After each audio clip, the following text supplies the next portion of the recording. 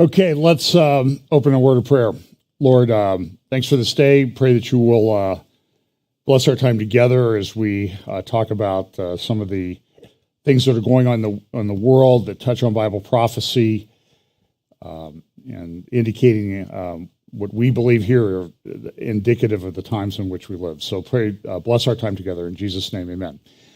Well, today, let me do a little introduction. First, I'm titling this World with No Flaps. Now, those of you who follow me on Facebook will probably understand what that is, and then I'll add in a little bit of a little graphic, and I'll explain that in a moment, because one of the things we talk around here is the convergence of all of these things of the end time happening. And so this is somebody made up. It's a musical score, and I think of things sometimes in Bible prophecy, you have all these different layers, like parts in an orchestra. And so I've been trying to figure out how to depict a three-dimensional score, because, you know, when you think of a guy like Beethoven, who wrote these incredible symphonies, and he was totally deaf. How does somebody do that? How does God give the ability to someone to be able to do that? It's a miracle. And it makes and having a great niece who's deaf, I don't understand how it happens. But so the other thing we talked too is about acceleration. Things are happening more and more quickly, convergence, logistics, things being put in place that are indicative of us living in the end times. And then, of course, we talk every week about it, this understanding, and we get that out of Daniel chapter 12. It's also in Daniel chapter 11 about the people who will understand in the end times are those who are going to and fro, back and forth through the book. And it says that the wise will understand and instruct many. That's what it says in Daniel 11. It says, but the wicked, none of the wicked shall understand, but the wise shall understand. And I think in the world that we live in, with some of the things that we see happening with the agendas on the sexual side and culture, that type of thing, it's indicative of people have lost their understanding. So we believe that Romans chapter 1 is has a practical and a prophetic aspect to it. And it says that God gives them over to a reprobate mind. And the meaning of that really is that they lose the ability to reason. And so my question is, do you see people running around today, not running around, running things today that have lost the ability to reason? It's insanity. That's a prophetic thing, but it's also indicative of the fact that God's pouring out his judgment on the world. You want to oppose God? You want to oppose the things of God? God's going to remove your mind from you. Remember what he did to Nebuchadnezzar. Nebuchadnezzar, he thought he was it, man. I am it. I am like a God king. And he was warned, you're going to lose your mind. You're going to live like an animal. And he did for 7 years. And he came back, he repented of it, and he came back with great vigor about God. So let me just say a little bit about my title. Why would I say World with No Flaps? So last night, I was on my way back from Israel. I had a fantastic trip. I went to the Christian Media Summit in Israel.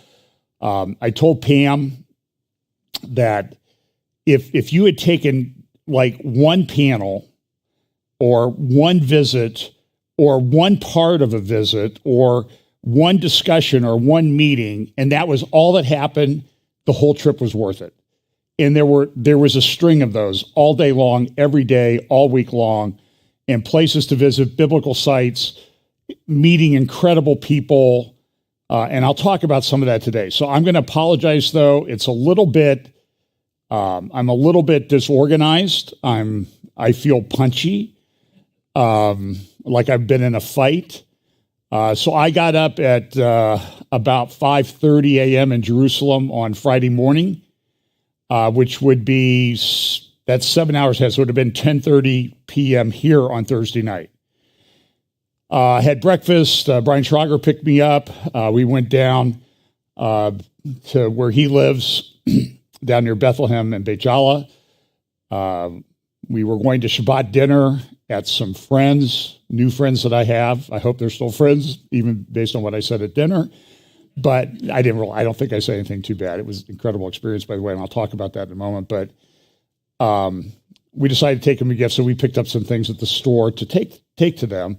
And then we went to Hebron, as a lot of people say. It's Hebron, or Hebron, how you want to say it. It's like, what do they say? It seems like everything in Israel has like 3 pronunciations. And whichever one you say, well, we really say this. So we went to the tomb of Machpelah. We went to the ancient Tel. Then Brian and I drove up through Hebron, and as we went to Mamre, which is another archaeological site. Brian and I posted some pictures on our Facebook pages about it if you want to go look at those. Very important site.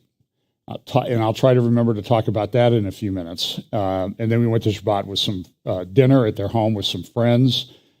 And it was a wonderful evening. So Brian then took me to the airport. So my flight left at 12:30 a.m. Saturday morning, Israel time, which would be 5:30 p.m. So by the time we leave, I'm approaching 24 hours being up. And then we came back. Everything was great. Got in early to Boston. In fact, we got in so early at Boston, we had to sit on the plane for 20 minutes because Customs Immigrations didn't open until 5:30 a.m. So I did that, and I have a 9-hour layover in Boston. It's the only way at Delta. But I went to the Delta Sky Club, and I was able to get in for no cost. They had wonderful food, fruits, vegetables. Finally brought out the iced tea at 10:30, and I was happy. You can't really get iced tea in Israel. It's the same way with the UK. Why would you put ice in tea? And I'm like, why would you not? And or you get like a Coke Zero, and could I have some ice? And they'll bring you a glass with these 3 little tiny ice cubes in it that disappear as soon as you pour, an ounce into it. But I survived all those terrible sufferings that I went through on this trip. So we took off on time from Boston on a commuter jet coming home that left at 2:30. We're approaching Port Columbus. Now, I've flown in and out of there. I'd say it's easy to say I've landed there hundreds of times, if not more.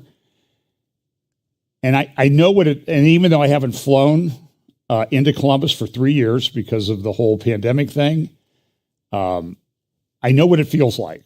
I know what it's supposed to feel like. And I know about where you're going to hear feel the landing gear go down and feel that little jump in the plane when it does that. But we were coming in, and I'm telling you, it was way too fast. So we still had internet. And so I have a speedometer app on my phone. Now, my wife would say, why don't you use it? But, and no, I don't think you can download it for your version of the phone there, Pam. I don't think it's available for your phone, because she can sit over there, and check, where she can't see the speedometer. But, and it said 335. Now, I know that the landing speed of that plane is about 130, 135. That's what it's supposed to be going at touchdown. It depends on the weight. But the plane was full. I think there was one empty seat. It was right in front of me. And there was a lady sitting there with a 4-month-old baby in the window seat. And sitting next to me was a guy who got on. He was all dressed. He had Delta pilot hat and all this stuff. So I said, are you a pilot? And he said, yeah, for Delta. I said, what do you fly? Airbus 330s. And I'm pretty sure that's the type of plane. That's the big sort of wide body plane. That's what I flew in on from Tel Aviv to Boston. And it was funny because as they're coming in from Tel Aviv to Boston, they have these wonderful, incredible graphics on the screen now. So I had nobody sitting beside me. And so I was I had the graphics of the radar and the what it looks like for the pilot's screen and that type of thing. And I was thinking this is, air travel is incredible because it's so safe. I mean, You fly, 5,553 miles or whatever it is from Tel Aviv to Boston, and they have two engines, and you never hear of anything, you very rarely ever hear of anything going wrong. Well, that's not always true. So we're coming in and we're doing about 200 miles an hour more than what we should. And you really can't see the ground because there was very overcast yesterday, very low ceiling. And so you're sort of like in this gray soup. And then the plane, you could feel the plane lift up and make some turns. And we're flying around making these turns, like doing these loops and all this stuff. And then the pilot comes on and says, folks, the flaps aren't working. And the flaps are what help slow the plane down. So I think part of the reason they were flying around was to get slowed down, get rid of some fuel and that type of thing. And then we finally says, you need to prepare for an emergency landing. We're going to get the emergency equipment out. You'll see fire trucks on the runway. They're going to be following us down the runway when we land. Then listen to the flight attendant. She does, the whole thing with the lights on the floor and exits and what you need to do. Leave your carry-ons. Do not try to get your carry-ons. And so you think, what do I do? So they have text messaging on planes now. So I wrote to Pam. I didn't know what to tell her. She's at home waiting for me to tell her it's okay to come get me. And I just said, I love you. Please pray. So she knows, okay, something is really wrong. Because that's not usually what I text her. It's usually like, come get me, I'm ready, or something like that. So, or where are you? I'm waiting. And so I then had time to sort of compose a text to her, and so she passed it around. I appreciate all you people praying. So I can say that I stand here today as proof that for some of you, God answered your prayers. For others of you, He didn't, because I'm here. And so on the next go around, this is just before the landing gear went down. We were doing 234. So we're still, and it went down in the 200 to 210 range when we touched down. So it was, he stood on it.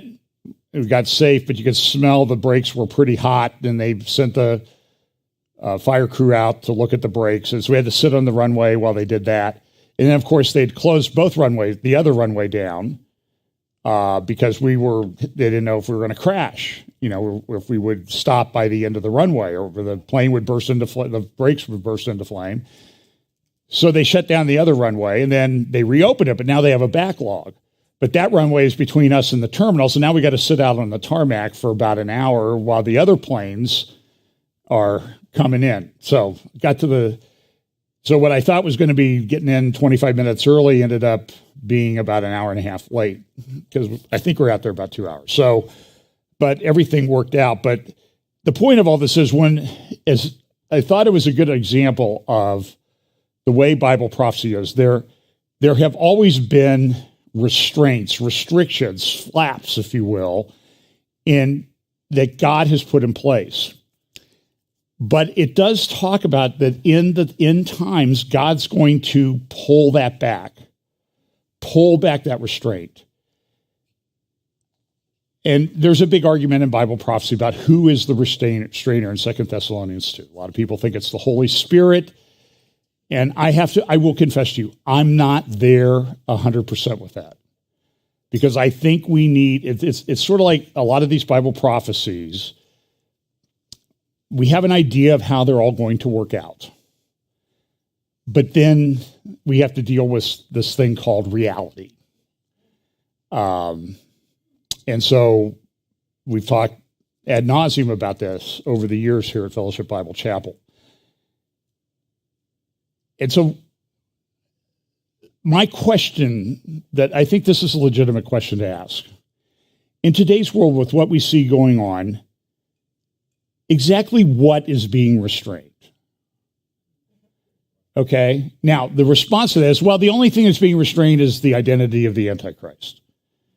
Okay. I'm not sure. It's just right now it's not working with me, and I'm struggling with the text. And it's okay to do that, by the way. I'm struggling with that conclusion. And it's and if that's your conclusion, I'm fine with that. Let's see how it works out. Because the best indicator of how Bible prophecy unfolds is how it unfolded. And we've talked about that, the birth of the Messiah that we celebrate in our culture around this time. A lot of people missed it because it wasn't quite what they were expecting. So maybe that's a lesson for us that maybe this isn't going to work out exactly the way that we think. Listen, I know Jesus is coming back. I know he's coming back in judgment. I know he's going to pour out his wrath, and he's going to set up a kingdom. And he's going to rule and reign from Jerusalem. And so that's why, to me, Israel is like really important. And I love Israel. This was such an incredible trip. As I said, everything was just, it just was incredible. So so now with the lack of sleep and everything, I'm having a bit of,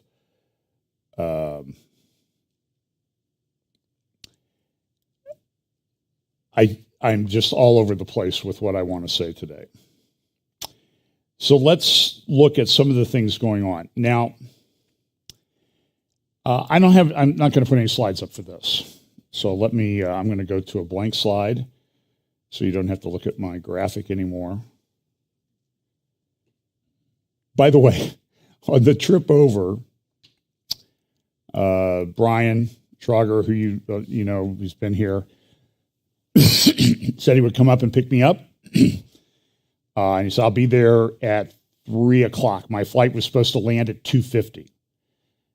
We landed at 2:25, and I was off the plane, you have to walk a very long way. If some of you have been to Ben Gurion, you know it's a very long hallway.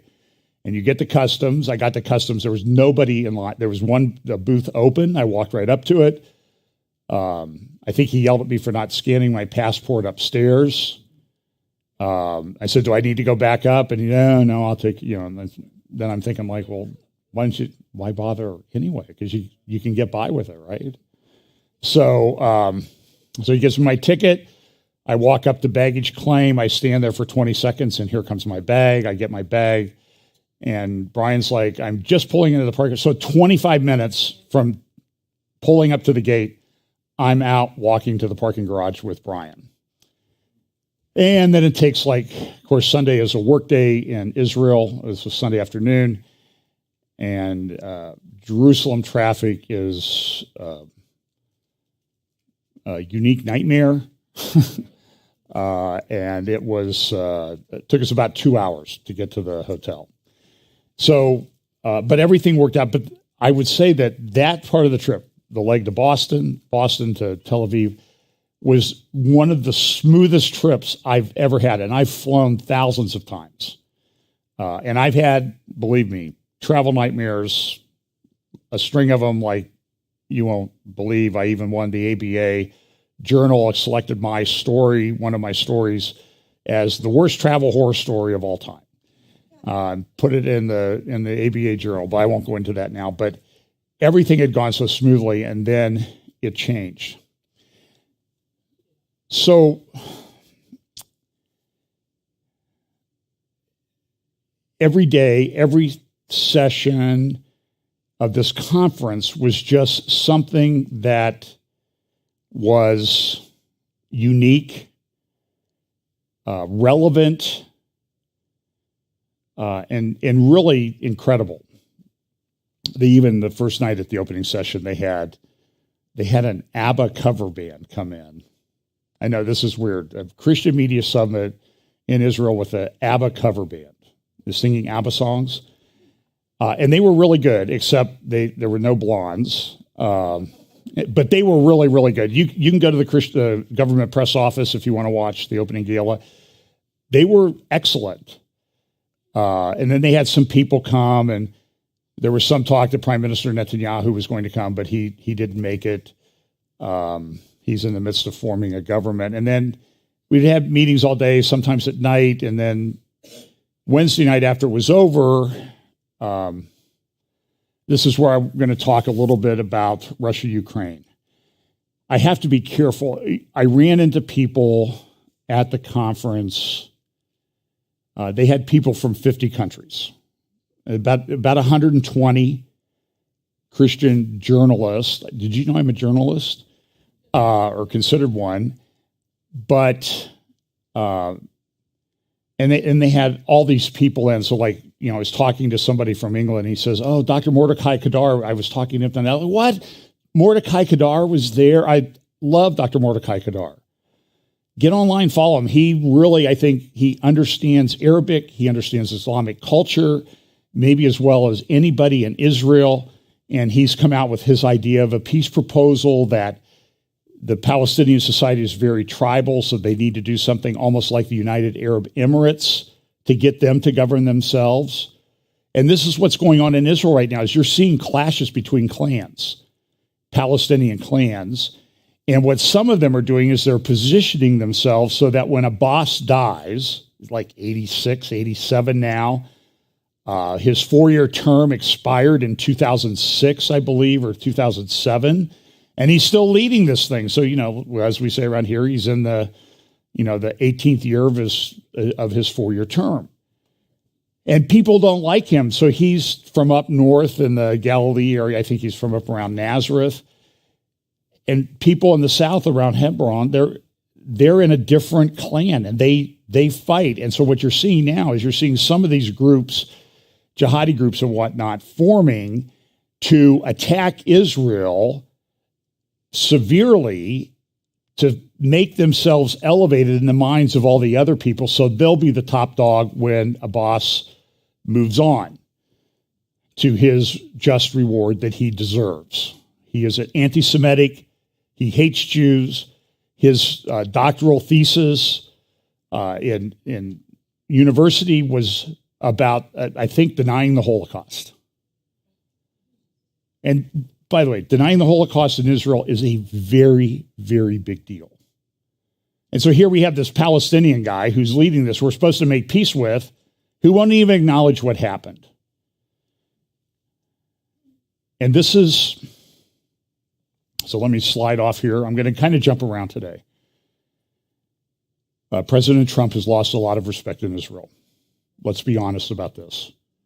He needs to address the dinner with Kanye West and Nick Fuentes, and he needs to apologize, and he needs to do it now. And huge supporters in the Zionist community of Israel who love President Trump and what he did, relocating the embassy and that sort of thing, the Abraham Accords, their reaction to what happened is, I feel like I got punched in the gut when he did that. And I don't think he said anything about it. I've been away from the news for a few days. I know he made a speech, but I don't think he mentioned it. And it needs to be addressed, because I'm telling you, the people I talk to, conservative, political, Zionist, settler people in Israel, to a person said, hey, do you like, to me, when the subject came up, do you like Ron DeSantis? Because we're done with Trump. And that's not good. So now I'm sure I'm going to get some hate mail on that. And I'll tell you what, send it to me. Send it to corrections at FB Chapel. I don't know if we even have an email address, but it'll disappear, because I know this subject and I talk to a lot of people about it. What Kanye West says is anti-Semitic.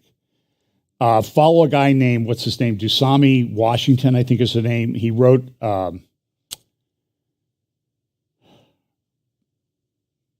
The Black Church and Zionism. He wrote a book. He was with Kufi, Christians United for Israel, Haggie's group. He's superb on it. And I think I mentioned he did an interview with Caroline Glick a couple weeks ago that I would highly recommend on her podcast at JNS, the JNS channel on YouTube. or her podcast. You can find it. It's out there in a bunch of different places. But listen to it and follow this guy on Twitter because he's a bright guy. Dusami Washington, I think is his name. I know his last name's Washington, but very bright guy, and I think he understands the Black Hebrew roots movement that Kanye West seems to have fallen into. And what was I talking about before I swerved off into that? Does anybody remember? It's always funny. Somebody says, well, you need to talk about this. Well, I talked about that on Sunday. I will tell them when they tell me this. You should talk about this. Well, I talked about that last Sunday. And then I say, after I send that a response to them, I say, I think, and then I'll go check because I don't even remember, from week to week what I talk about. So it's not fair for me to remember anything. But does anybody remember what I was talking about before I swerved off on Trump? Oh, yeah, DeSantis. But, and I need to be careful about what I say because I was meeting people from all over. People had knowledge of the Kurdish regions. People had knowledge of the Ukraine-Russia war.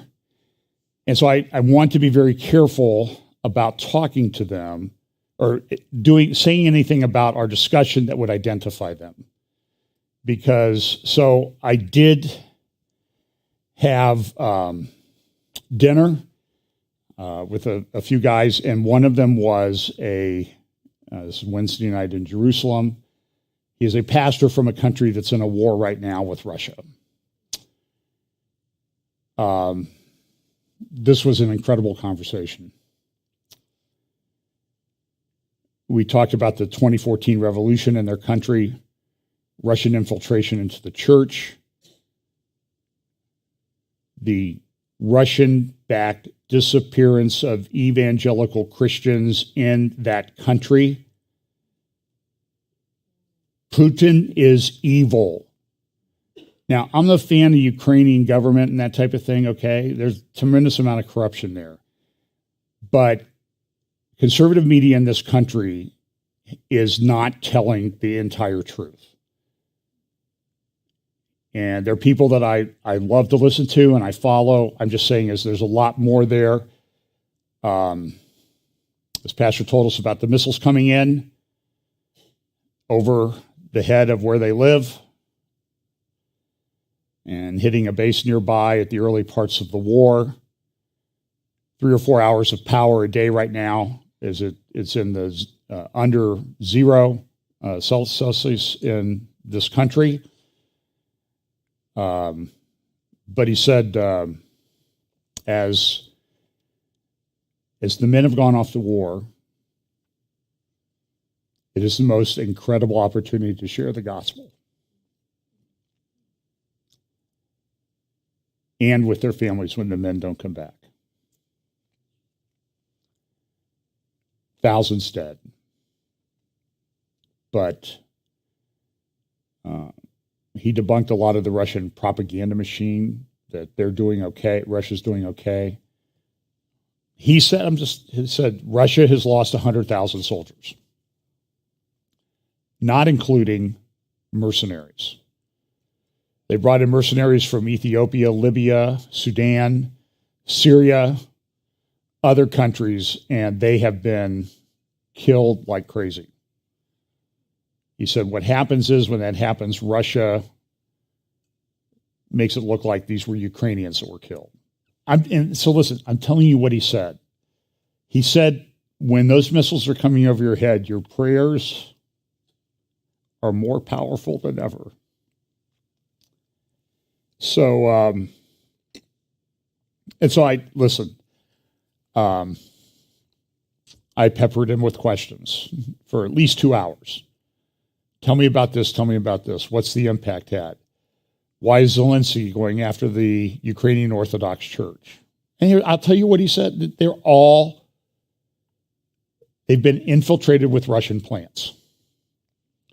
There have been ethnic Russian areas that have received some of the worst bombing from Russia. And then they say, well, see, those were Ukrainian soldiers, or whatever. And I asked him about the Nazis. He said it's a problem, but it's not as big as it's made out to be.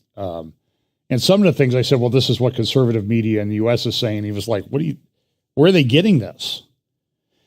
So there's a tremendous amount of propaganda going on both sides of this issue. So pray that we have discernment so we can figure out what's going on. The United States has now sent more money to Ukraine than we have, I think, sent to Israel in the entire history of Israel since 1948, in less than one year. And there's no accountability. But according to this pastor, this has helped that military fight Russia. But it's very bad. Russia is systematically destroying the utility infrastructure in Ukraine. It will be a very bad winter. Speaking of bad winters, talked to some new friends from the UK. It seemed like we knew a bunch of people in common. We just had never met. And these are people who love Israel. They've done films and videos and news things about Israel. But so I asked the one man, I said, what's the power situation? What's going on with energy in the UK? And he said, well, prices are up 4 to 5 times, even with government controls. And I talked to my wife, and she was sitting there in the house with like 2 sweatshirts, a sweater, an overcoat, and a parka and gloves and a hat on in the living room to keep warm, because we've had to turn things down. And so with a cold snap, I'm not trying to be a prophet. I pray for mild weather this winter, but I think we're entering a pretty difficult period. The energy situation has not been resolved. There were people there from other European countries, Denmark, Norway, Germany. I think, well, we got our gas storage filled up, but nobody knows what's going to happen. And the U.S. stepping in is coming at a cost of about 4 times the amount that it was when it was coming from Russia. Russia still seems to be struggling with supplying its troops in Ukraine. The road on that bridge that was destroyed by, I think, Ukrainian special forces a few months ago, the bridge between Russia and Crimea, has opened, but the railway bridge is still shut down. It was an incredible operation as this truck is coming along, and here comes a train going the same direction that's loaded with fuel tankers of fuel. And the explosion occurred at this one point right as the train gets alongside, and that's what caused the damage to at least one part of the rail. It's a double rail there on the bridge. It was an incredible operation. They were either very, very lucky or very, very good. I'm leaning to the fact that they were very, very, very good.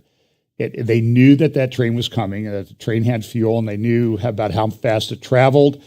They had planned this operation for months. There's still a lot of unrest in the eastern regions, and the Russian claims are that this is ethnic Russian, and we're only protecting ethnic Russians, to which I have been informed. That's, there were some ethnic Russians there, but Russia moved people in there, just like they've moved thousands and thousands of people into Crimea to make it look like it's Russian. But now Crimea they may shut the water off to Crimea, which is a dry area historically. The rail and road bridge there are critical to its supply. Everything is a real mess over there, and you need to pray for the people over there. But believers have suffered leading up to this war, and I think that continues.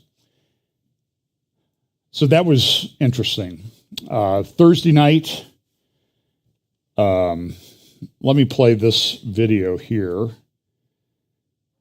if I can find it.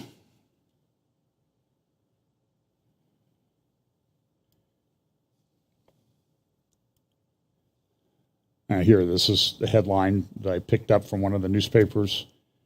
Millions are in frigid dark in Ukraine. Russia's massing maybe 300,000 soldiers on the border coming in. But there's a report this morning in the New York Times, and I know people don't like the New York Times, but they're finding among Russian soldiers, for example, they will find Russian soldiers who have printed off instructions from a Google search how to operate the weapon that they're carrying. They are not prepared.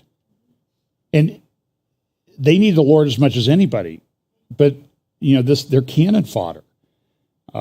So there's people talking about Putin's dying. Putin's got a coup happening. I don't know about this. All I know is the situation is very volatile. Russia is threatening to use nuclear weapons. They put up a video of them loading this giant intercontinental ballistic nuclear missile. It has an incredibly powerful warhead. They've directly threatened London. I don't know what's going to happen. I believe that Jesus did tell us that in the end times, in Matthew chapter 24, that there would be wars, and rumors of wars. I have to say, I think we're there. I mean, everywhere you look around the world. I know people that are down in Brazil right now as protests have continued down there about the thing that, you have to be careful because of the censors, about the thing that happened when they went someplace to choose someone to run the country. The left has taken it over. People are having their bank accounts shut off. I read this morning, Sam Brownback, former senator, has a conservative action organization. People donate to that. He went to J.P. Morgan, and he was I think he had some money there, and he wanted to open another account, and they said, no, we don't want you. This is happening. This is how the left, big corporation, this is fascism.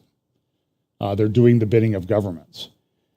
So here's a video, and this will relate to my dinner conversation on Wednesday night with Seth Frantzman of the Jerusalem Post. And there's no sound to this. I didn't think there was sound to this. Hang on. This is a Turkish interior minister saying, I swear to God, if Damascus, Baghdad, Erbil, Yemen, Lebanon, Libya, Afghanistan, and Pakistan would be liberated from the repression of Americas and Europe, if a peace would come to these lands, it will be up to this Turkish nation to accomplish these. How many times have we talked about Ezekiel 38 and 39 said, you need to watch Turkey? I remember my conversation with Chuck Missler at dinner about 2008. I said, are you excited about this? Watch Turkey, John. Watch Turkey. We are no longer the same old Turkey. It's the first time we've had an opportunity in 300 years since the beginning of Ottoman Empire's decline. It is the first time we've caught the West without leaders and without a vision. For the first time, we caught the West, who is supposed to make centennial pans, shivering and trembling in cold and winter. This is the view of Erdogan of Turkey. When the food crisis erupted, did the Western leaders not come begging to Erdogan to open the grain corridor from Ukraine? They are knocking on Erdogan's door, on Turkey's door, so they could benefit from energy. Remember the plans to make energy a transit point for energy, gas. So understand this is happening right now. So as I talked to Seth and Jonathan Spire is a tremendous war correspondent, consultant, security expert. He wrote a book on Syria called After the Fall. He was raised in London. He made Aliyah to Israel. And it's interesting. And Seth was raised in Maine and Massachusetts and made Aliyah to Israel. They all serve in the IDF. When they get there, and they come because they believe in Israel. They believe that the historical place for the Jewish people is in the land of Israel. And this is prophetic. This is like one of the biggest indicators. So as I talk to Seth, and I'm going to put this back up here, just so you can have, this is the interior minister from Turkey. So we talked about what's going on in the Middle East, Ukraine, Russia, all of these things. They've been up into areas of Iraq and Syria and Turkey, sometimes at great risk to their lives. Some of the things that, for example, Jonathan has done is like, you're crazy, man. I mean, so we had dinner. By the way, Seth has written a book on drones, which is a very big deal right now. He wrote a book. I think I actually reviewed it someplace, called After ISIS. And my review was this. It was talking about what happened with ISIS in Syria and Iraq. I said, this book reads like the worst horror story you've ever read in your life. And it only gets worse when you realize this is just a good journalist reporting on the facts of what happened. So here's the lawyer's sidebar note for the evening. Seth made the greatest comment of the evening. You know, I've been thinking about this, and there was a guy at the conference, Israeli business startup guy, incredible information. For example, they're like, Israel should have like one unicorn. These are people that help funding up business and stuff, and they call them unicorns because they sort of fulfill a fantasy and they really don't exist. So Israel, based on its population in the world, it should have like maybe one unicorn. How many do you think they have? 100.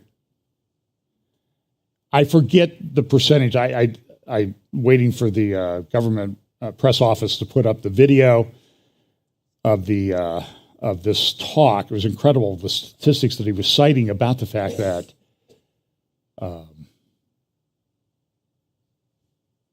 the startup businesses in Israel are just off the charts compared to almost every other country in the world combined. And it's a country of, 9 million people.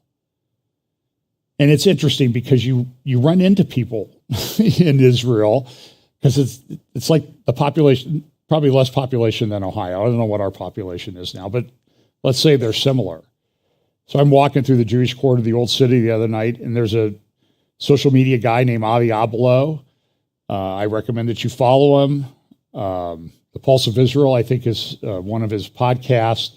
And so here he comes filming a video, social media video up. So I turned around and followed him. And I mean, he's walking really fast. He's video talking articulately, walking faster than I can walk. So he turned around and started coming back. So I followed him again. I finally caught him in the Menorah Square there, took a picture with him, told him how much I respected him. But you run into people like this all over Israel. I mean, like people or people who know people that you know. It's very unusual. So back to Seth. Seth made the best comment, and it was based in part on what the guy said at this startup talk that he gave. And this guy said, we do invest in green energy. I mean, he's totally bought the line. I just spoke at the Financial Innovation Institute down in Saudi Arabia, the Davos of the desert. And I've talked about that because this is where Saudi Arabia is pushing ESG. So people don't produce oil. They have to buy it from Saudi Arabia. And it makes the price go up. Saudi Arabia does this. Here's another sidebar. They're building NEOM. The line, there's satellite drone videos of this that grow day by day.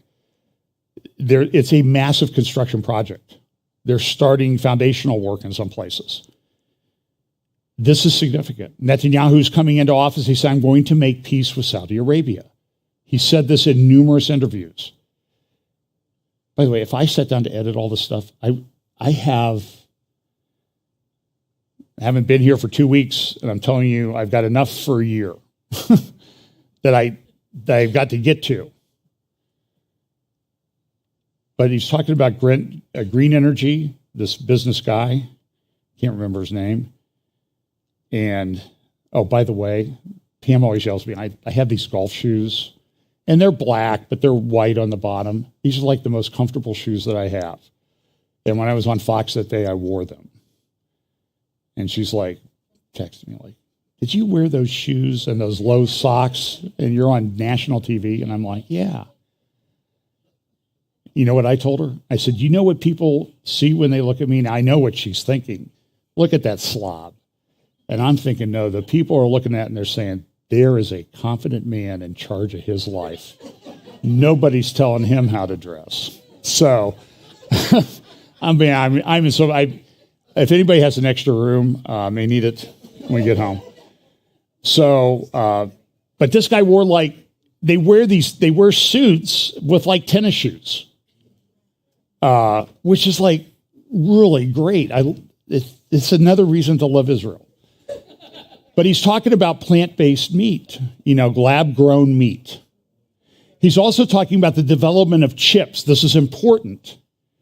And he used the same language, the exact same language, in his talk. And this sets off alarm bells in my mind that Neuralink had made when they made their video about Neuralink. Now, there's a Gates-Soros company that's competing with Neuralink.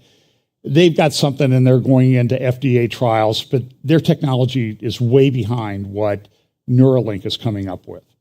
I mean, their connections, like a couple hundred connections. Neuralink is like 38,000 or something. You need to understand, so we can all celebrate Elon Musk taking over Twitter and some of the things he's exposing, but understand there's a really dark side there that we need to be concerned about, this brain implant thing. And when Neuralink organized, and again, this is subject for everything I talk about today, I could do a 2-hour talk on. They said something because we know that when the Antichrist comes, he will be a great imitator of the real Christ. And so when Neuralink puts out their video, and you can see the cut down version, it's about 25 minutes, they use this progression and they use these words. And this guy used part of these words in his talk at the media summit. The lame walk, the blind see, and the deaf hear. Now, does that ring a bell with you? John the Baptist sent his disciples to Jesus. John was in prison.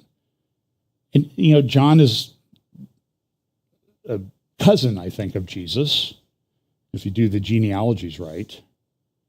And the question was, are you the one that we're looking for, or should we look for another? And what was Jesus' response to them?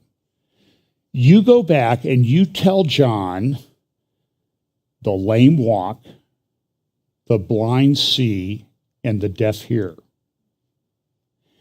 Now, that's not all that Jesus said, but you understand now that there are a company out there and business people out there whose driving thing is we're going to create something that the lame walk, the blind see, and the deaf hear. This is very significant.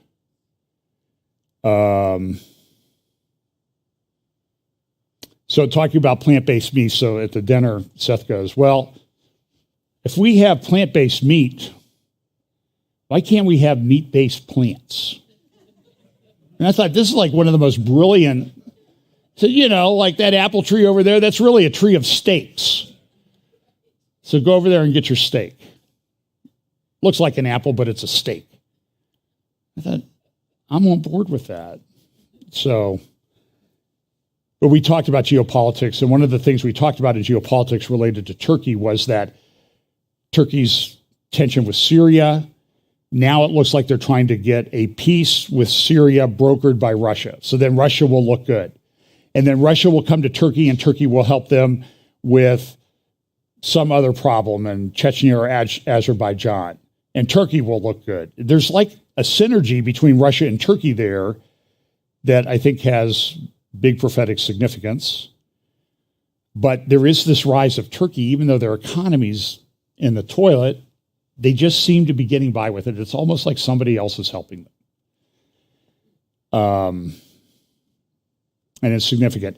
So I'll talk more about that conversation in the future. I'm certainly going to do a midweek this week.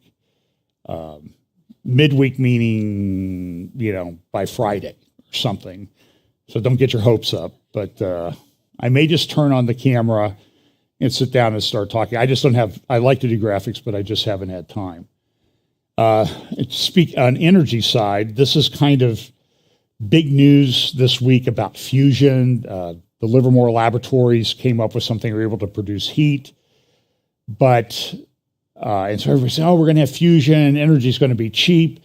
But as one commentator I heard said that, don't go putting fusion lamps on your shopping list yet.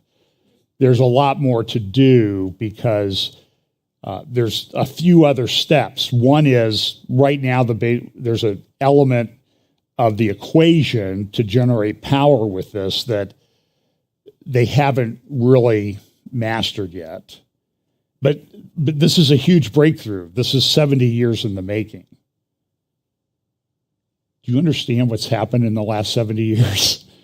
It's just a little over 70 years ago, Israel became a nation. Fusion now is being talked about, but there's an element there. And then the plants have to be huge. A fusion plant to power the city of New York would have to be the size of Albany, New York, land-wise. And then you have to have transmission lines. And so because of the size of the plants have to be so big, you're going to have plants and you're going to need hundreds of miles of transmission lines. So it's still a bit of a pipe dream, but it's an incredible breakthrough that it's only part of the whole acceleration convergence thing that we talk about a lot. And then what would you think if they actually came out with something like this? What would happen geopolitically to the oil and gas producers in the world? I don't think that's going away anytime soon. But we talked at that dinner about demographics. Israel is growing. Now, part of that, the concern geopolitically is that politically it's in the Orthodox community, many of whom don't even believe in Israel. They don't want to serve in the army. They have tons of kids, and they just want the state to support them to study Torah, and they don't want to study math or science. And so it's a big political issue, and this is part of the parties that are aligning with Netanyahu to form the government. So we were at the Knesset on Wednesday. That day we had the dinner with Seth and Jonathan. And the Knesset that was elected in the last election 4 weeks ago, they're considering legislation. They're having meetings, they're doing legislation. Some of it may help Netanyahu. And the same things are going on in our country. I know there are people in Israel that disagree with me. The weaponization of the legal system, the justice system against people that they don't like. It's happening in Israel, it's happening here. There's a parallel there. It's happening in that country down south where they had the thing where people went to a place to do something to choose someone who would be their leader, that type of thing. It's happening everywhere. So hold the fusion hype. This is an article this week in this excellent article by Philip Hamburger. What a name. Phil Hamburger. Man. He's a law professor, and we love law professors and people who went to law school around here. At least some of us do. But this is an excellent article. It was in Wednesday's Wall Street Journal. Is social media censorship a crime? And he says that what they've done with Twitter, and by the way, we've only scratched the surface on this. Twitter and working with the tech companies and the FBI. And by the way, why is the CIA still trying to hide the release of files regarding the assassination of John F. Kennedy? Because it's the CIA.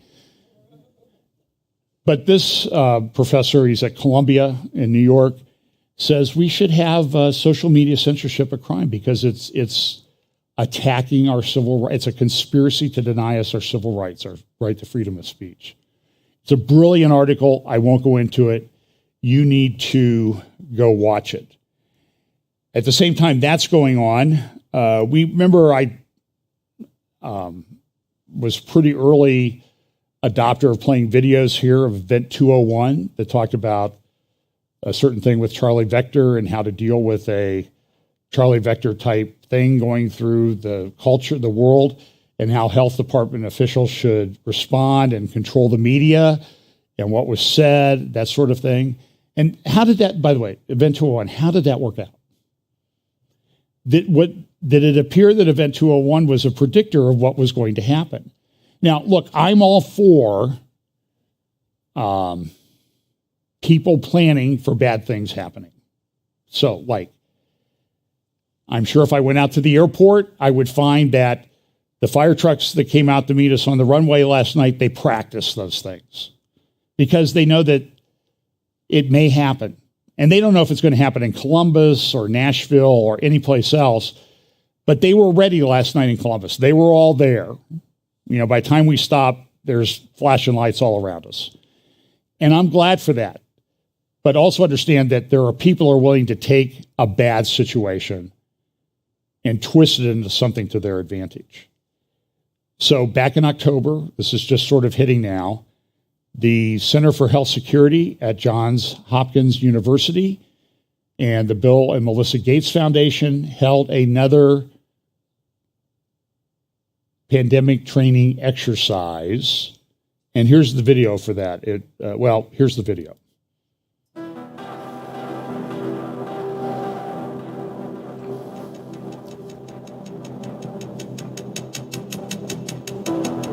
Officials in 2 Latin American countries alerted the WHO of several outbreaks of a new infectious disease that's mysteriously appearing across the region. Severe Epidemic Enterovirus Respiratory Syndrome 2025. Over the past 6 weeks alone, there have been 500 confirmed or suspected cases reported.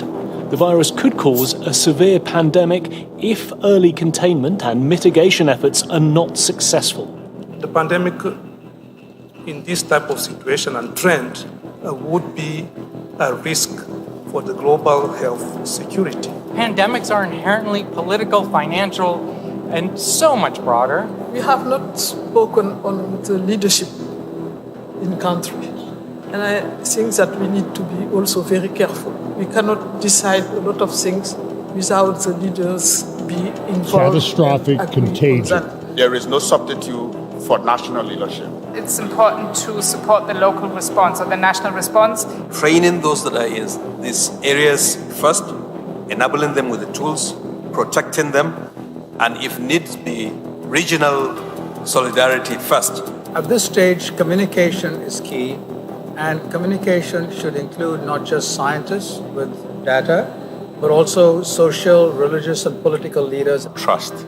This is an essential issue, and trust was broken among countries, between populations and healthcare systems, between healthcare systems and governments. I'm very sorry to say that in 2025, we need to strengthen the health system. WHO needs to be a voice for the voiceless. No one is safe until all of us are safe.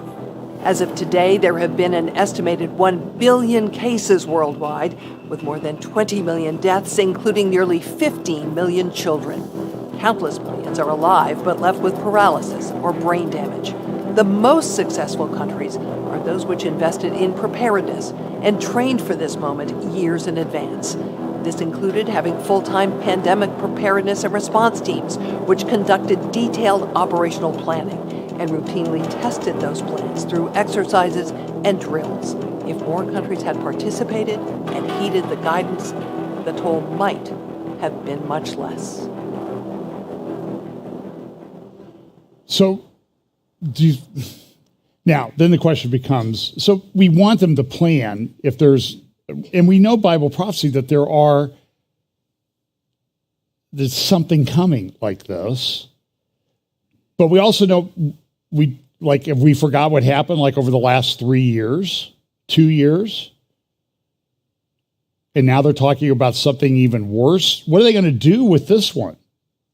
What are they going to do when they have this happen and central bank digital currencies, where they can just shut you off and essentially put you under house arrest? And so the World Economic Forum thinks this is a country, this is New Zealand, and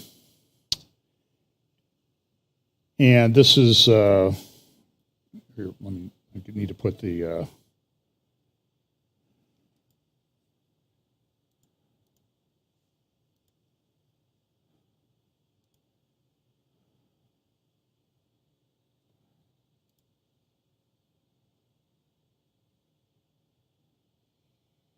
let's see.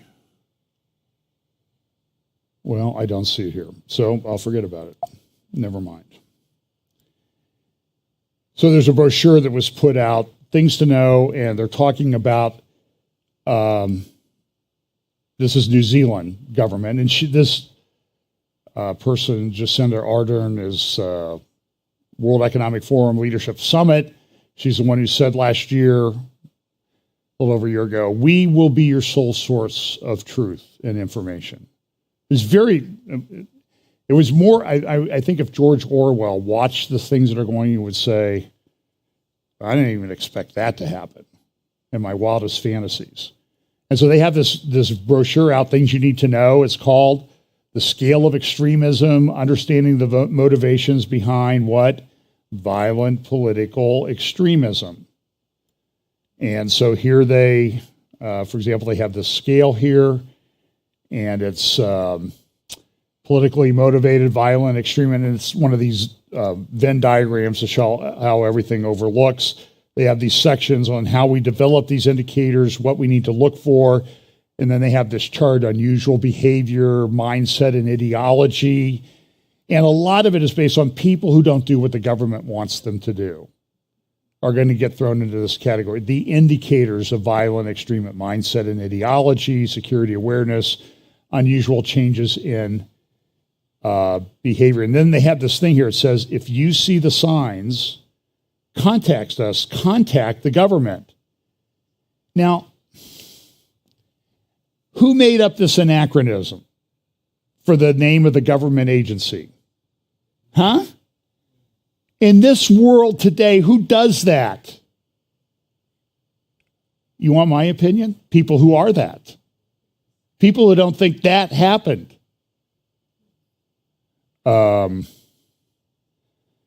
It's amazing. We have the development of AI. This is a club in London, I believe.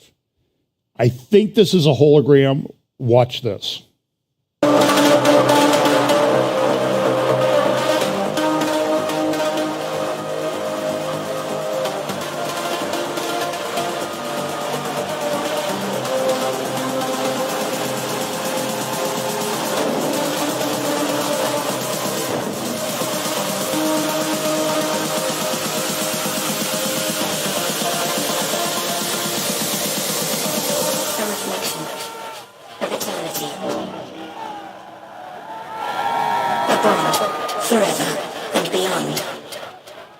Said, the sound's not real great, to live forever and beyond.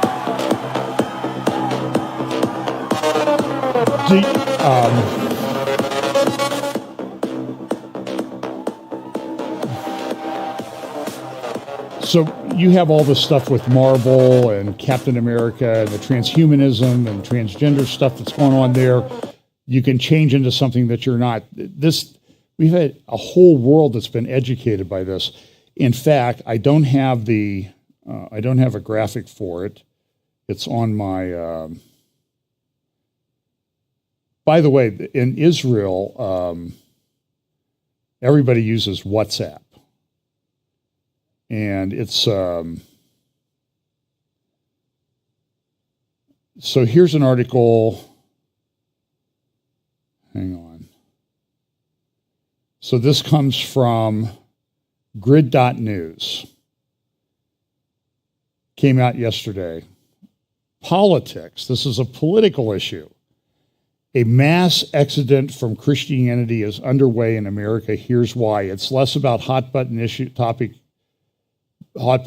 like abortion and gay marriage and more about the Cold War and the internet.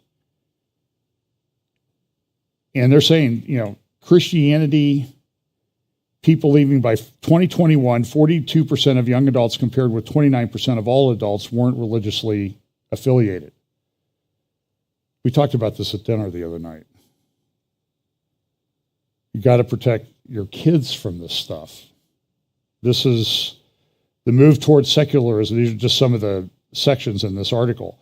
The move towards secularism happened incredibly fast in the U.S. Yeah, you know what? It's like the flaps aren't working anymore. And let me tell you, from personal experience, when the flaps aren't working, it's not a very comfortable ride on the plane when you're coming in for a landing. It's a little bit unnerving. In 2018, millennials at 35% represented the largest share of non-religious adults. And it's growing. It's growing much more quickly than we want to admit that it's happening. The rise of secular rather than religious cult figures after COVID. The rise of secular rather than religious cult figures. This is research that it only confirms what all of us who are paying attention and thinking about are realizing. So, what's this? ChatGPT. Have you heard about this thing? It's AI that you can it downloaded 1 million users in a week. It's like unheard of in apps. It's AI based. You talk to it, and reporters are running around saying it writes essays and articles based on what you talk to it about. It may replace us. And even journalists are saying we may become the useless eaters that Noah Yuval Harari, they don't make that connection, but I will, talk about. And what are you going to do with people when they have no value to society? Do you think they might expand the MAID laws like they have in place in Canada and a bunch of other countries? You know what MAID stands for? Medical Assistance in Dying. Do your part for humanity. It sounds like, what was that one movie where everybody had to, well, Soylent Green, and also Logan's Run, where they had to die, they had to transform or something before they were 30. And Logan ran because he thought it wasn't a good thing. And he was a guy who chased people down. ChatGPT, look it up. There's hundreds and hundreds of articles out there. Daily Mail. This one came from the New York Times last Sunday. It's today. What would Plato think about ChatGPT? AI can be a learning tool for schools with enough resources to learn it well. Just go ahead and use it. It's okay. And by the way, parents, you don't need to worry. We're helping your kids with their sexual identities. It's going to work great. This is that article. I should send this to Seth Fransman. It's time to say, put down that burger. Yeah, well, it's time to say, make that plant make steak. Amen, right? Can I get an amen to that? So here's the media conference, and here I am sitting back here. So I was there. I attended the meetings. Bride and I went down to Hebron. I'll post about it. This is an ancient staircase in Hebron. Probably one of the most ancient staircases ever found. It would lead up to the city gate. Of course, it's in a neighborhood now. There's apartments, homes, and they call them caravans. I think they're mobile homes, manufactured housing like we would call here. But this staircase is one of the oldest staircases, if not the oldest staircase of antiquity that's been uncovered by archaeologists. These are the excavations at Tel Rumedia or Tel Hebron. And those stairs are about 4,500 years old. When Abraham came to settle in Hebron, they were already 800 years old. So factor that in. Oh, here's that article. This is that thing that I was going to talk about from Know the Signs, a guide for identifying signs of violent extremism.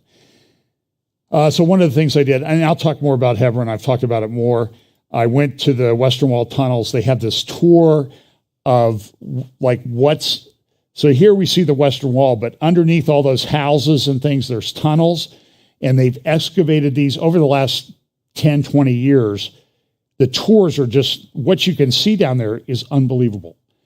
And I think it completely demolishes any idea that the Temple Mount was to be a Roman army encampment, as some people claim, and the temple was someplace else. I respect you if you hold that opinion.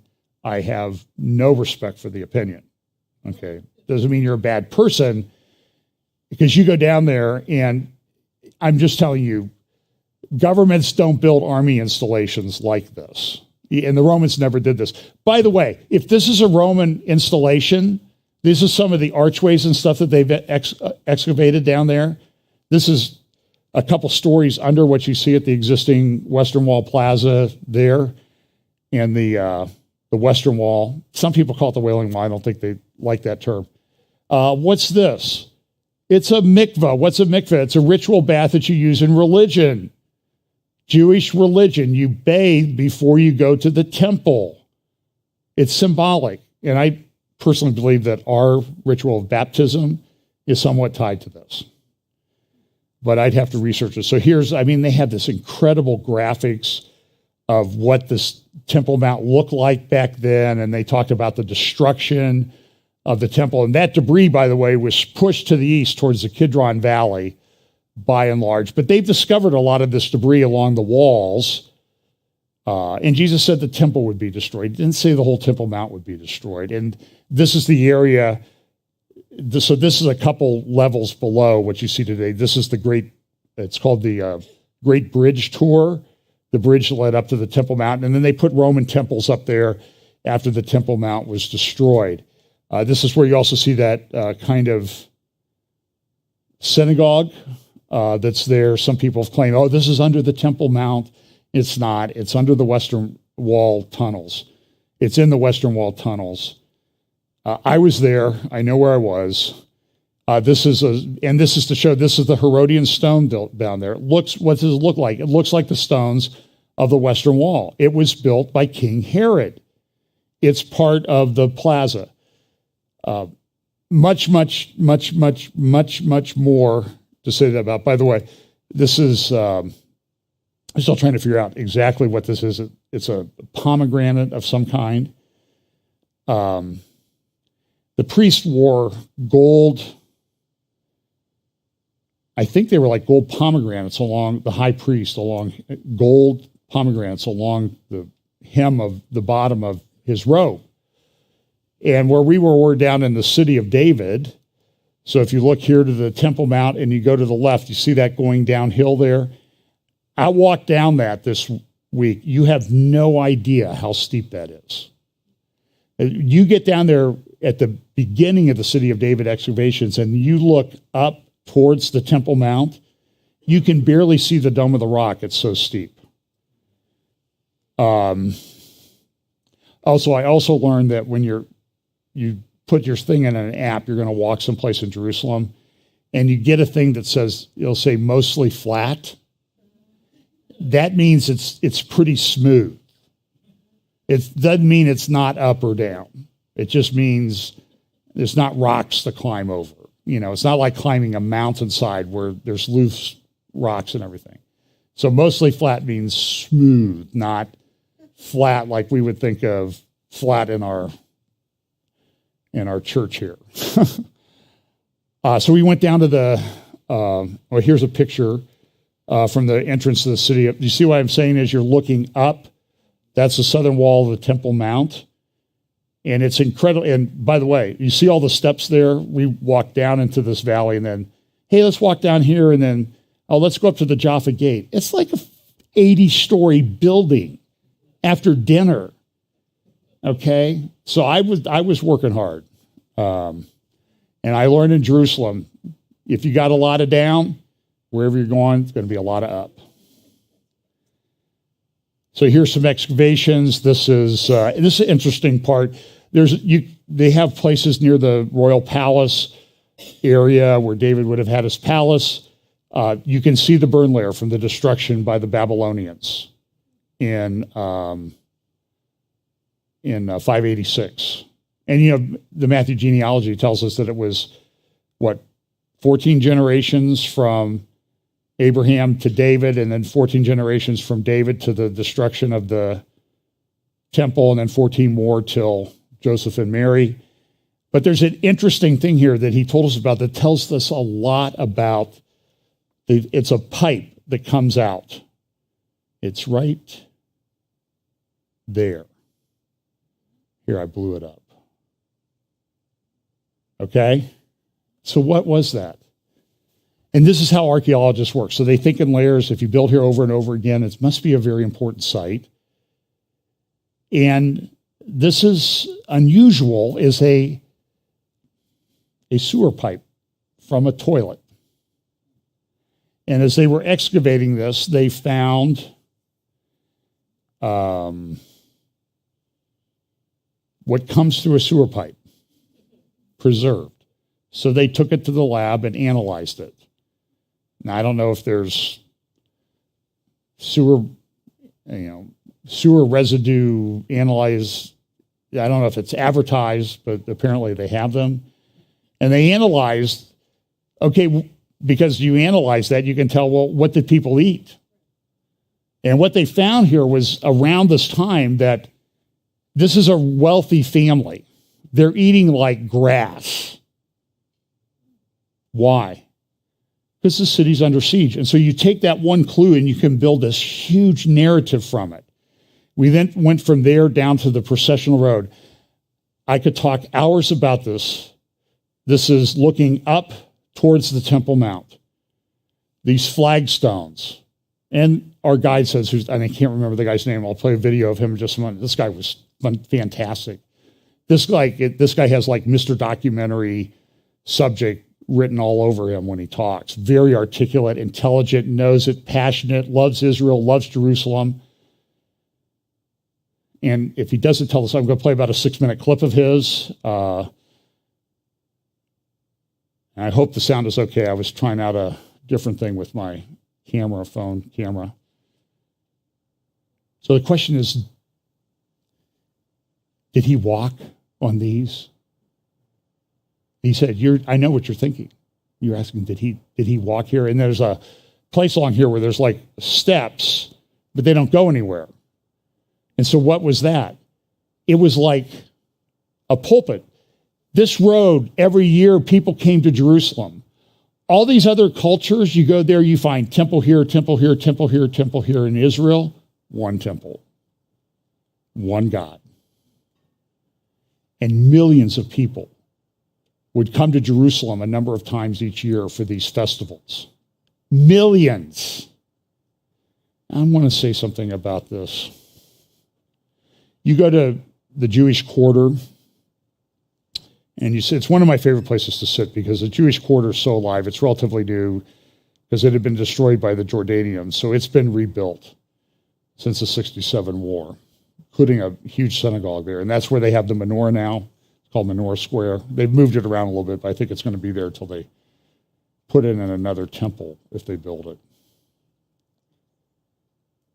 But I walked through the streets, the old, there's walls, and I see these like 3 and 4 year old kids, like brother and sister, holding hands, walking along together, and there's no adults around. And I think there's a verse, I think it might be Zechariah 8:5. I think it says that in the end, this is what Jerusalem is going to be like. The children playing. And you see them running around playing in the Menorah Square. But this goes from the Pool Siloam about 700-800 meters up, and this is pretty steep. It doesn't really depict it very well. This is the processional road that they've uncovered. Not really open to the public yet. If you sort of know somebody or the government invites you there, you can get there. They hope to open it within the next 18 months to 2 years, but it might take a little bit longer. But understand, this is this convergence thing. There's going to be another temple. They want to open this road for millions of visitors and pilgrims. At the time, they want to build another temple, but there was another temple coming too. After that, is it a totally new temple or is it a renovation, like Herod's was a renovation of the second temple? Is the Millennial Temple a renovation of the temple that will be built? I don't know. I hope I'm alive to find out. But do you understand the pattern of prophecy? The road that Jesus would have used from the Pool of Siloam to the Temple Mount has been uncovered in Jerusalem around the time that they want to open it up, and they're talking about building another temple. Do you grasp the significance of what's going on here? So here's our guide, and I apologize, I cannot remember his name. As I'm getting older, names fail me sometimes. And good old what's-her-name and I talk about this at home a lot. Here's what he had to say. We found there's a place where they have a little dome with orange lights, and it's a coin embedded in the road. By the way, they found a high priest golden thing, pomegranate, from the robe in the drainage channel underneath this. What happened? Well, was he running and escaping the Romans, or was it he just walking up and one of them fell off and rolled down into the drainage channel? But they found it along here. They found coins. You can see where the shops are. So here's our guide talking about this. Brian, you may want to turn the sound up on this a little bit. Here we go. The flow of Jerusalem completely. This is the experience. This is where everyone comes first. You walk up here, you do your song of ascents, and you make your way to the side of the temple. And that's it. And that's what we want to do. So does everyone notice here? Everyone can see where we're standing here. You see that there's glass here, and it goes down. Okay? Yeah. So in the course of this excavation here, they found that the stones, these big flagstones, were broken. Okay, so they find the first one. And you think to yourself, okay, they're old, right? They got broken along the way.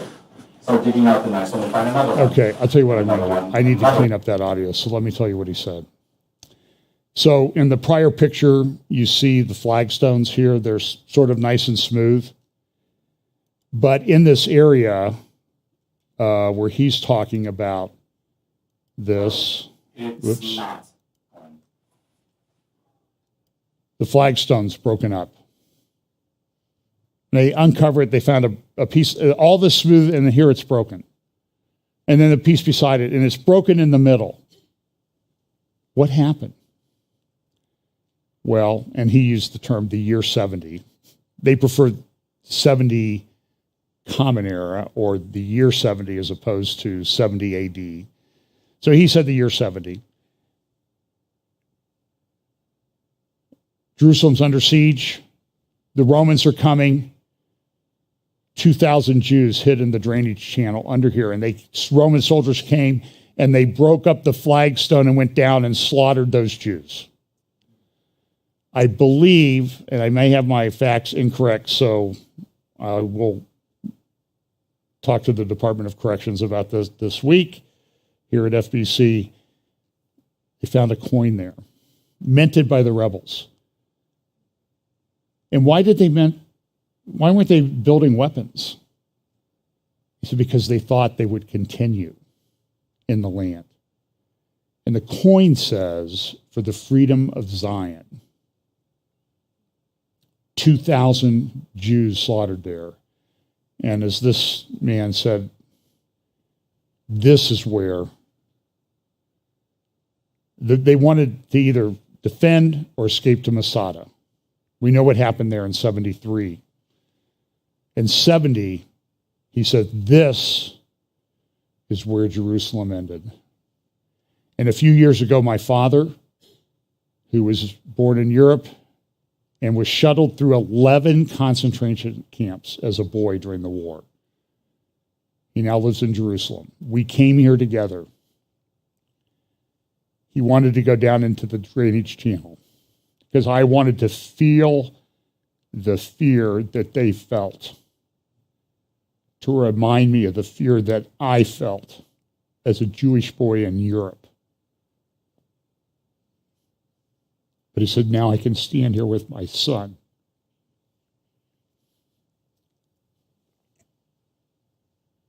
So we walk down instead of up, but they sing the Song of Ascents, the Psalms of Ascent that you can read today as they're going up to worship.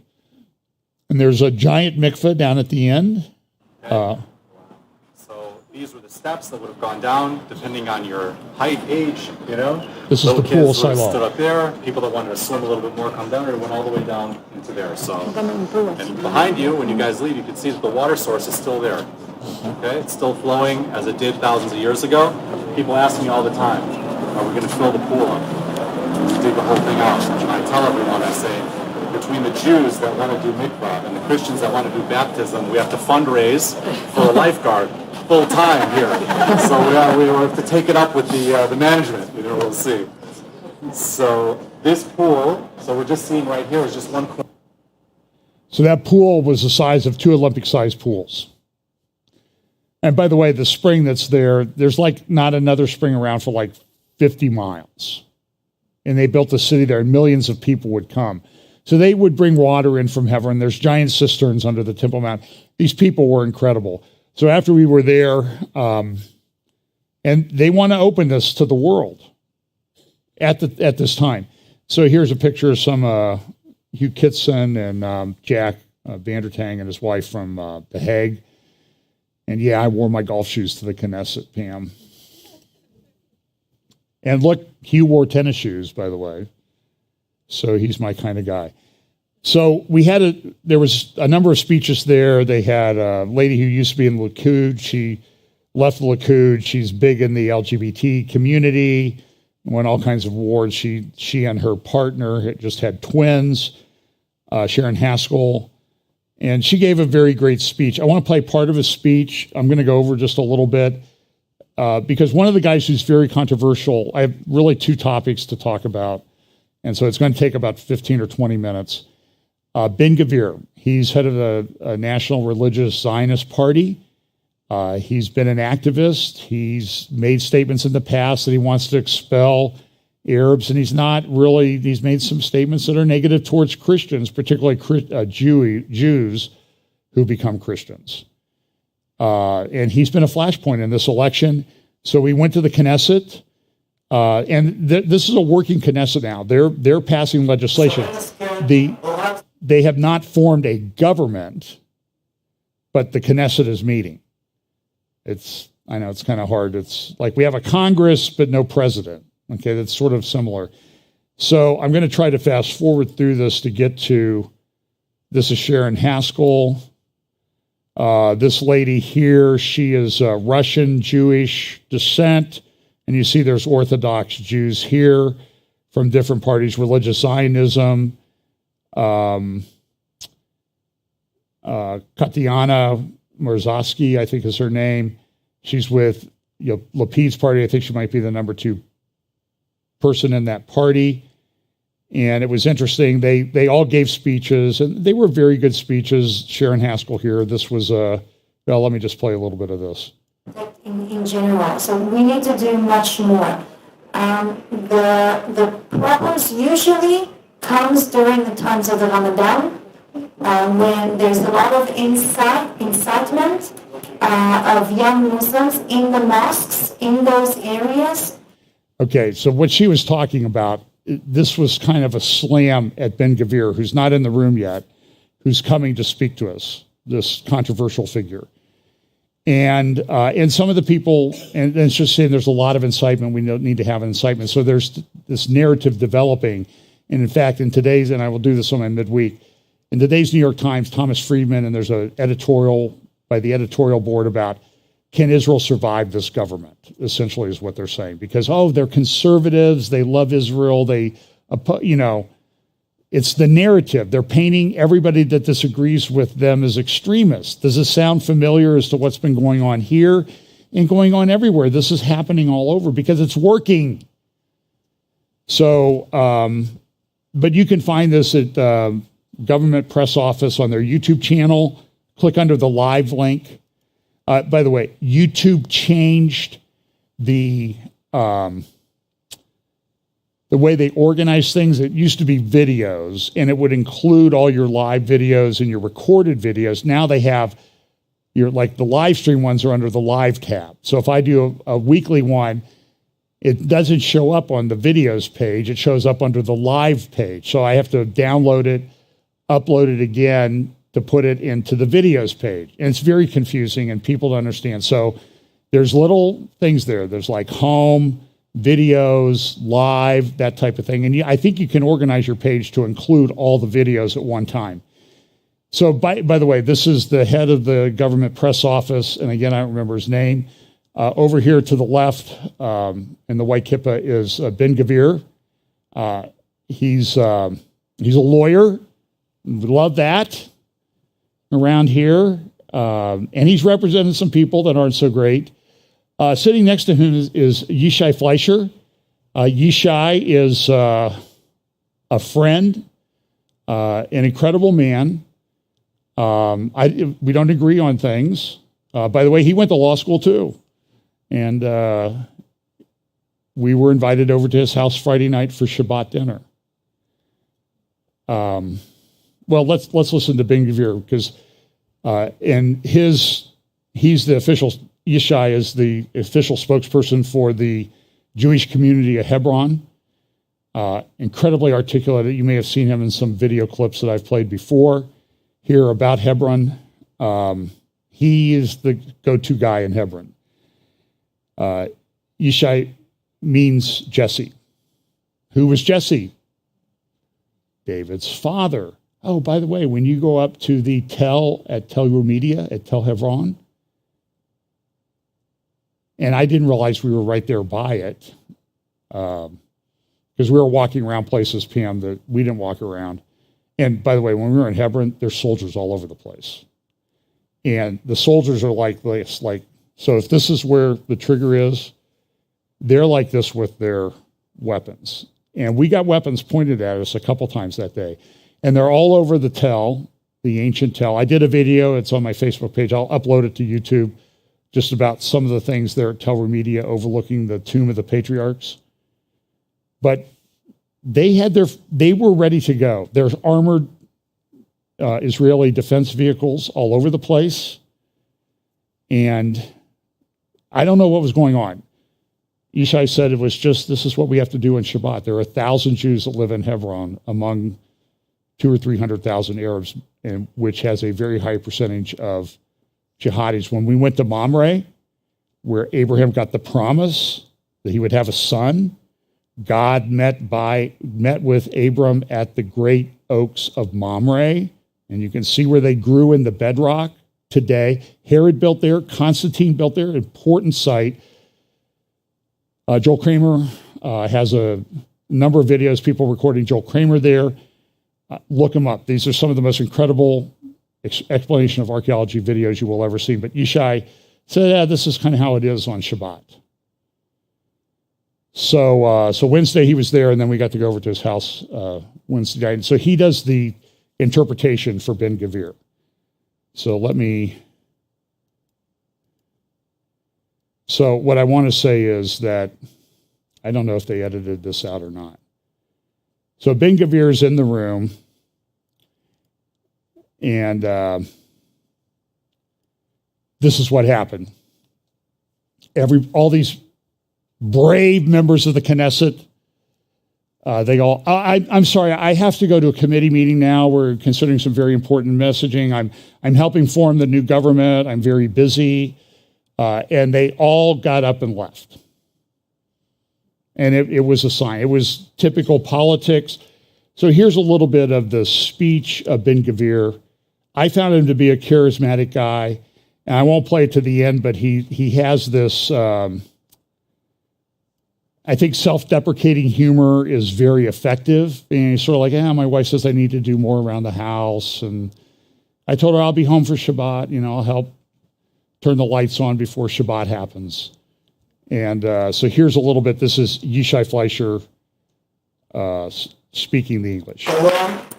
שלום everybody. מצטער שהאנגלית שלי לא ברמה של לדבר ברציפות, ולכן אני אדבר בעברית ויתרגם אותי כאן. I'm sorry that my English is not for fast speaking, but I'll be translating for you today. ואני באתי להגיד לכם מה אנחנו בעצם רוצים.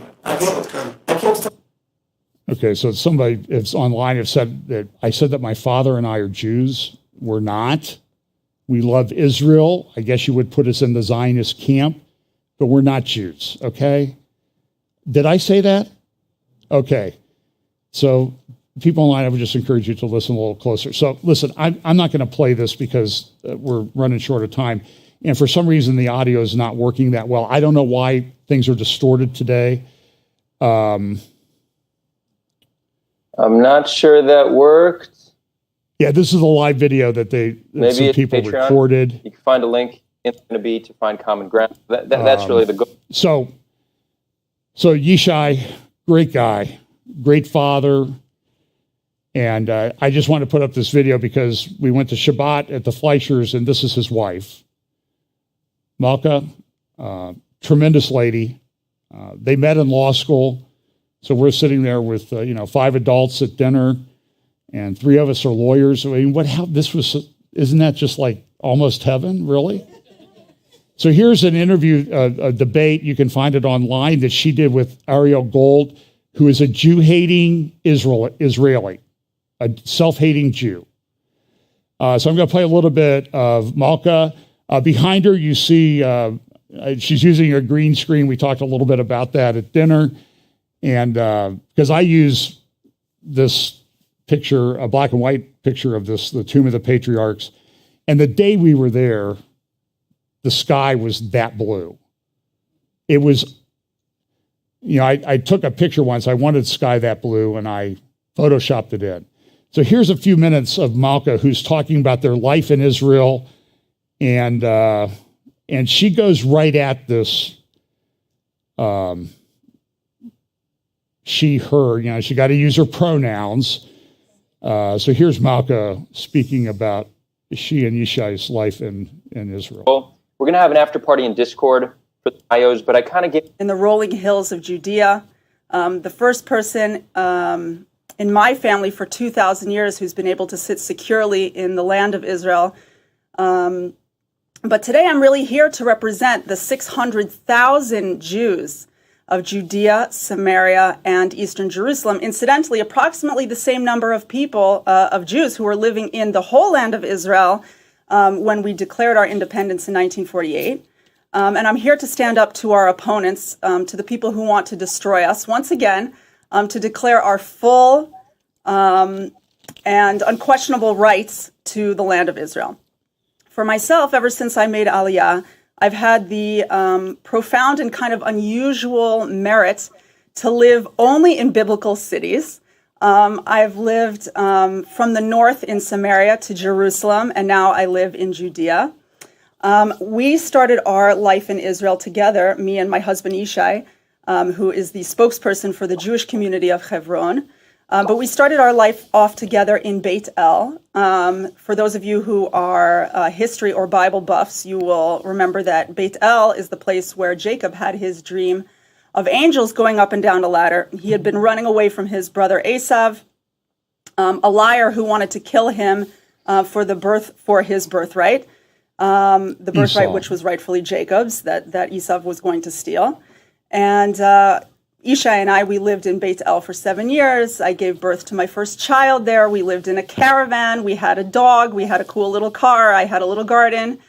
And I started there, my life in Israel, to understand the promise that God gave to Jacob. And I want to read to you the promise that God gave to Jacob in that dream that he had in Beit El. Just shortly, it says, I am the Lord, the God of Abraham, your father, and the God of Isaac. The land upon which you are lying, to you I will give it, and to your seed. And your seed shall be as the dust of the earth, and you shall burst forth westward and eastward and northward and southward. And through you shall be blessed all the families of the earth, and through your seed. And behold, I am with you, and I will guard you wherever you go, and I will restore you to this land. For I will not forsake you until I have done what I have spoken concerning you. I still get choked up when I read that. So after Beit El, because I feel that we are really living it today, that we are living that miracle. After Beit El, we moved to the Mount of Olives in Jerusalem, which is an incredible community of very amazing, strong Jews. And there we lived adjacent to the Mount of Olives Cemetery, which is the oldest Jewish cemetery in the entire world. It's 3,000 years old, and some of Israel's most esteemed people are buried on the Mount of Olives. We merited to live in an apartment which was right across from Mount Moriah. So we lived on the Mount of Olives, but we lived right across from Mount Moriah, which is the Temple Mount. And there we got to really get a sense of the magnetism of that place, not just for Jewish people, but also for non-Jewish lovers of Israel, and also for non-Jewish non-lovers of Israel. It's really the spiritual epicenter of the entire world. There, we also got to know a little bit more. We lived very, very closely, very in close space, I guess, with Arabs in Eastern Jerusalem. The community we lived in is in the Ras Al Amud neighborhood. And we really got to get a sense more of the Arab street, what people are dealing with from their own leadership, what people are dealing with vis-a-vis Israel, and what prospects for peace between Arabs and Jews really looks like. But now, for the last 3 years, Isha and I and our family of now, Baruch Hashem, 3 children, have been living in Judea. And I feel that in a sense, we've really completed a cycle where we've really traveled the road kind of our ancestors and rooted ourselves in this place that our ancestors have fought for and Jews throughout the centuries have prayed for and yearned for and dreamed of. And now we're here doing it.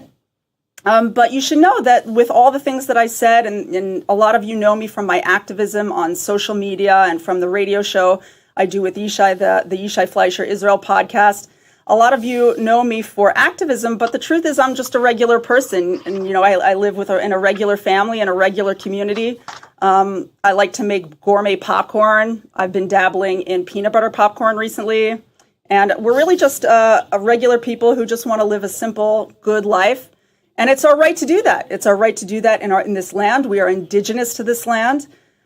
We definitely earned the right through our blood, sweat, and tears, through Babylonians, Romans, Crusaders, Mamluks, Turks, the Brits, and sidelined, of course, by the Germans. And we have a lot of haters against us. But we never fully left this land. And those of us who managed to hang on with their claws to this land did it for the rest of us who were exiled unjustly from our land. And now we're all back together again. Through what I perceive to be great miracles and what anyone can perceive to be incredible hard work and determination on the part of the Jewish people. And we're learning to be a people again on our land. I just want to say, the Jewish people, we have a right to the land of Israel. We're rebuilding our third commonwealth. We're learning about Jewish laws pertaining to the land. Some of our Torah laws several of our Torah laws are directly tied into the land and our mitzvot, which are commandments that we can't do outside the land of Israel. And I just want to finish up really with one beautiful quote that really kind of, I feel like, encapsulates what the state of Israel is today. It's actually by Charles Krauthammer, not by a big rabbi, but I think it's beautiful. He says, Israel is the very embodiment of Jewish continuity. It is the only nation on earth that inhabits the same land, bears the same name, speaks the same language, and worships the same God that it did 3,000 years ago. You dig the soil and you find pottery from Davidic times, coins from Bar Kokhba, and 2,000-year-old scrolls written in a script remarkably like the one that today advertises ice cream at the corner candy store. So in conclusion, yes, I believe that the might of God has brought us back to the land of Israel, and the incredible fortitude of the Jewish people and the yearning of the Jewish people has brought us back. My friends and I here in Judea, Samaria, Eastern Jerusalem, and really throughout the state of Israel are prepared to continue to shine our light out into the world and not disappoint all the people out there who really see our return to the land of Israel as a great miracle, as a great inspiration, as a great opportunity to enjoy prosperity in this region and all around the world. Okay, so how do you think dinner was with her? By the way, she can cook. They're Orthodox. Okay, and, they know what we believe. Okay. I don't know. The sense I had was that there's somehow coming a great reconciliation. Now, I think I know how that works out. They think it's coming too, but we disagree on how it works out. Okay? But if you've never been to Shabbat in an Orthodox home, as we were leaving, I had to use the restroom. We're on our way to the airport. And they said, this is how Orthodox they are. Please don't turn out the light, because then the bathroom will be dark until sunset tomorrow. And there are no windows in there, so that was a big deal. it was a very moving, unique, extraordinary experience. They have 3 children, a girl 15, 2 boys. I think they're 9 or 10 and 7.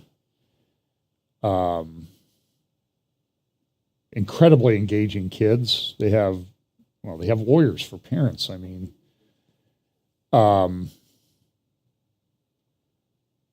she's a mother now. She doesn't work outside the home, really. She's an activist, and she supports the family. But the Shabbat is very interesting. Let me just tell you what happens. So at the beginning of Shabbat, there's some prayers, and I probably got the order all mixed up.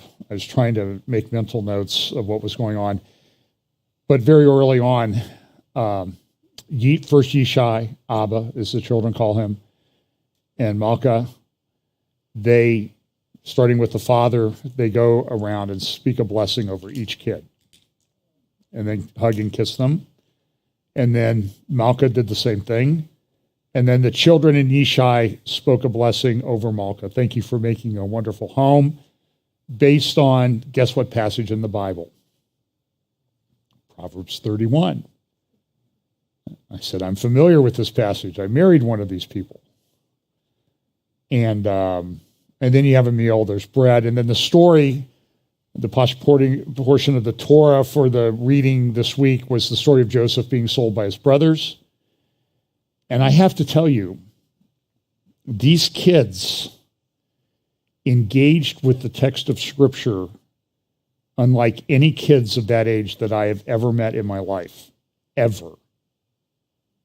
And it's very humbling that we don't do very well. So as they read the story, the kids would say something like, well, it seems like, Rabbi so-and-so at school said that this guy was okay, but I really think this guy not speaking up about what his brother's doing was kind of a wimp and a weakling, and he should have said something, and he went along with them. And then, they argue about it, and it was very engaging. I mean, it was an incredible thing to watch. But it was also very humbling that we could do a lot better as Christians with our scriptures that we also consider to be holy scriptures. So incredible meal, and just a great evening, one that I will always remember and hope to go back. So Yishai Fleischer, Y-I-S-H-A-I,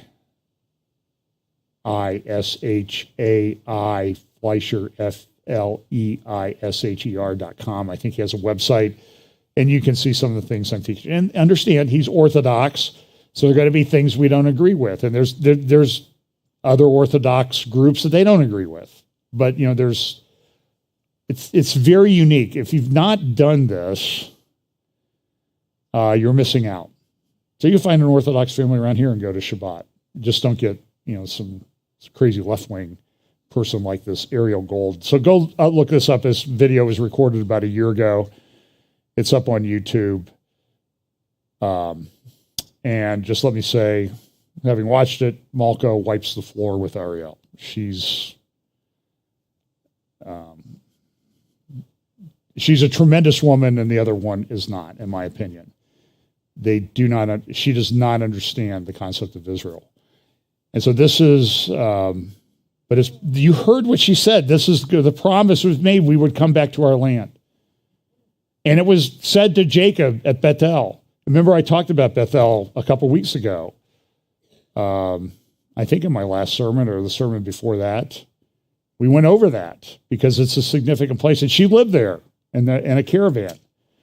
And as she said, had a little garden. Incredible people. And the country is full of them. And so if the government press office sent us there to get us more supportive of Israel, it's not a perfect country. I get that. But they're there. And there's things coming that we need to prepare them for, and be prepared to help them through. That's my opinion. That's what I think the scriptures say. So I'll do midweek. I'll fill in some more things. I'll re-edit Ben Gavir's speech so it's a little more. Yishai's interpretation of it is better. And I have much, much more.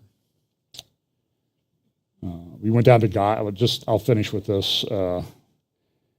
We went down to Gaza. Went to an IDF installation there. We went to the urban warfare training thing that they have there. I'm guessing it's 20 kilometers from the Gaza fence. It's a mock-up of Gaza. They have a tunnel. I didn't go down in the tunnel because I kind of looked down there and I thought, I didn't want there to be an operation to get me out of the tunnel. It was pretty tight down there for me. And so I just said, you can tell me about it to my skinny friends. And then we stood there. I put a video of this on my Facebook page. They said, hey, the general says, would you like to see a tank in operation? So he gets in his Jeep and he drives up to the tank, and we're standing there, and the people there are going, stand in a line here, get in a line, stand here in a line. And I said to the people, I sometimes give my opinion, I said, you've all now had your first training session to be a member of the Israeli Defense Force. You've been told to stand in a line and do nothing for 15 minutes. And he came down through the sand with the tank, and as he got close to us, he whipped it in a curve and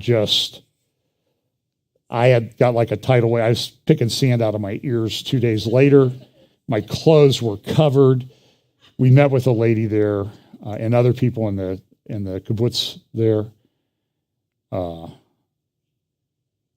And she calls it, this is 95% heaven, 5% hell.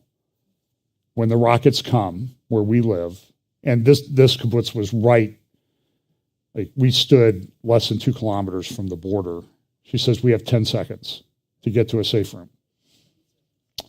And they talked about a couple guys who died, a guy who lost his legs in an attack about 8 years ago. He's the mayor of the area down there. He spoke to us at dinner that night. Incredible people. When we went up to Eshkol, which is a little bit further away from the border, they said, well, we're 99% heaven because we have 15 seconds. And then in Efrat with the Fleischers, they were saying, well, we have a minute and a half. I mean, this is a great place. You really get a sense of what going on. So anyway, it only increased my love for the nation, but it also increased my concern about, what I understand is coming. But there are people that are passionate, like this guide at the City of David said, now I can stand here. My father says, now I can stand here in Jerusalem with my son after all this. And he lived it.